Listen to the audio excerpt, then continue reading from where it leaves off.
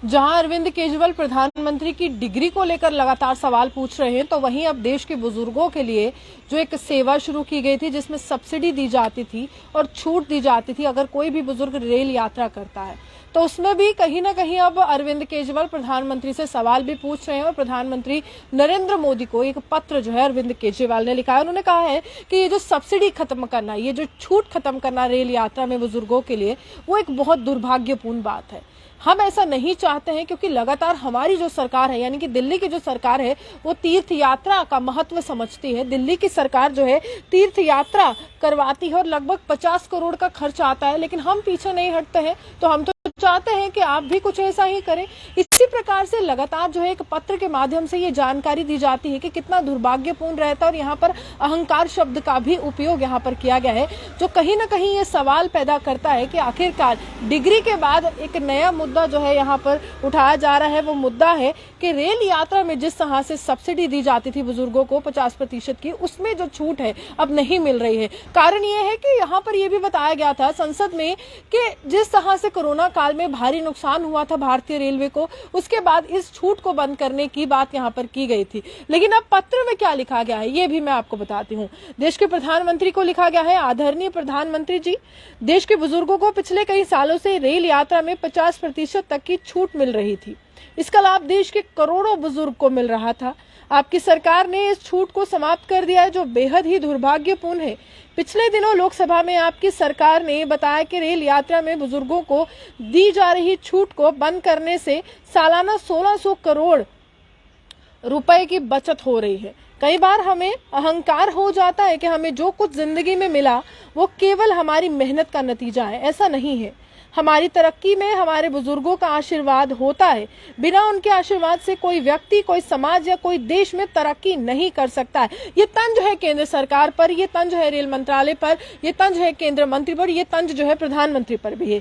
जैसे दिल्ली में हम बुजुर्गों को उनके पसंद के तीर्थ स्थल की फ्री यात्रा करवाने के लिए ले जाते हैं, उनका आना जाना, वहां रहना, खाना पीना सब कुछ सरकार ही देती है। इससे बुजुर्गों को असीम खुशी मिलती है, यानी कि बहुत ही खुश होते हैं बुजुर्ग। वो दिल की गहराइयों से हमें आशीर्वाद भी देते हैं।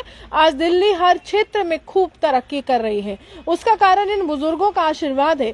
सर, बात पैसे की नहीं है, बात नियत की है। यहाँ पर सवाल भी उठाए जा रहे हैं कि आप 1600 करोड़ की बचत की बात कर रहे हैं, लेकिन आपकी नियत वैसी नहीं है जिससे बुजुर्गों को ये सहूलियत दी जा सके। दिल्ली सरकार अपने 70,000 करोड़ के बजट में से बुजुर्ग की तीर्थ यात्रा पर अगर 50 करोड़ खर्च कर देती है तो दिल्ली सरकार कोई गरीब नहीं हो जाती है। यहाँ पर भी कहीं ना कहीं तंज ही कसे गए हैं। आने वाले समय में केंद्र सरकार 45 लाख करोड़ रुपए खर्च करेगी। इसमें बुजुर्गों की रेल यात्रा में छूट पर मात्र 1600 करोड़ खर्च होते हैं।